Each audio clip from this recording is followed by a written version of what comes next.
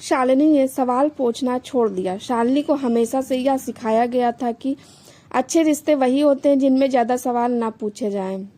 माँ कहती थी हर बात का जवाब मांगोगी तो लोग दूर हो जाते हैं। शायद इसी वजह से शालिनी ने शादी के बाद भी चुप रहना सीख लिया। उसका पति अमित जिम्मेदार था, मेहनती था और घर बाहर सब संभालता था।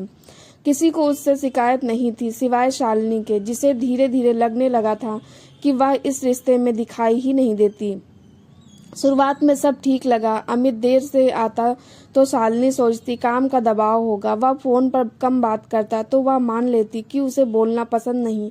पर समय के साथ ये छोटी बातें भारी होने लगी। अमित घर में था पर मौजूद नहीं था। उसकी बातें आदेश जैसी थी। खाना रख दो, कल ये करना है, माँ से ये पूछ लेना। शालिनी सुनती रही, करती रही और खुद से सवाल पूछती रही कि क्या यही साझेदारी होती है।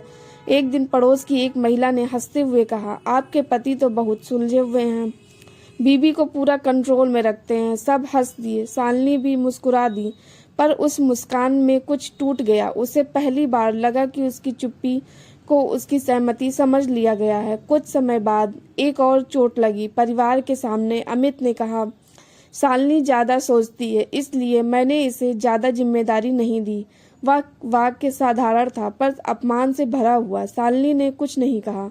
उस दिन भी उसने सवाल नहीं पूछा, पर रात भर उसे नींद नहीं आई।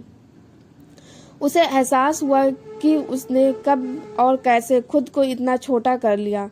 अगले दिन में उसने खुद को समझने की कोशिश की। वह याद करने लगी कि शादी से पहले वह कितनी बातें करती थी, कितनी योजनाएं बनाती थी।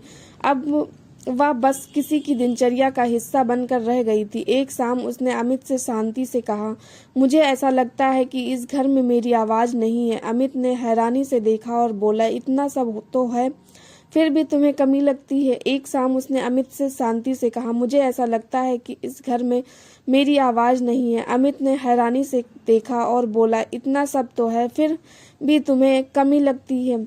उस जवाब में न गुस्सा था न समझ। उसी पल शालिनी ने तय किया कि वह अब चुप रहकर खुद को नहीं समझाएगी। उसने अपने पुराने शौक फिर से शुरू किए, बाहर निकलना शुरू किया। एक छोटा सा काम हाथ में लिया जिससे वह व्यस्त और संतुष्ट महसूस करने लगी। उसने अब हर बात पर हामी भरना बंद किया।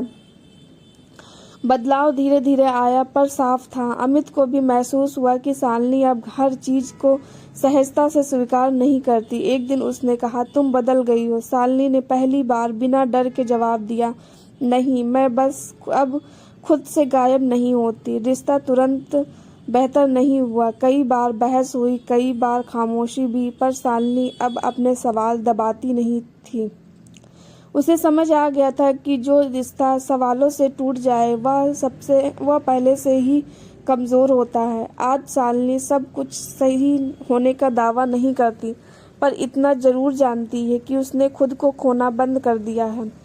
उसने सवाल पूछना छोड़ा नहीं, उसने बस खुद से सवाल पूछना शुरू किया है और वहीं से उसकी असली जिंदगी वापस आई। दोस्तों, आपको ये कहानी कैसी लगी कमेंट करके ज़रूर बताना। हमारे चैनल पर नए हैं तो चैनल को सब्सक्राइब करना। धन्यवाद।